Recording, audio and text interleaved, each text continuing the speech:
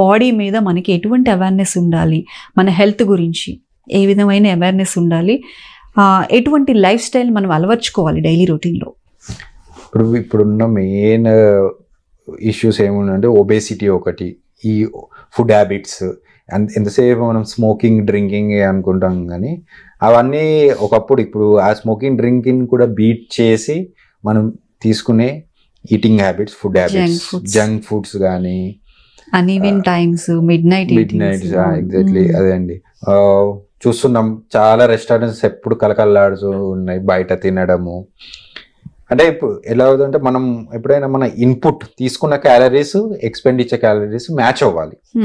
అవి మ్యాచ్ అవ్వకపోతే అన్ని ఫ్యాట్ చేరిపోవడం, ఒబేసిటీ రావడం, దీనివల్ల మనకు స్ట్రోక్స్, కొలెస్ట్రాల్ లెవెల్స్ పెరిగిపోవడము, యంగ్ పేషెంట్స్కి పెరాలసిస్ రావడం కానీ,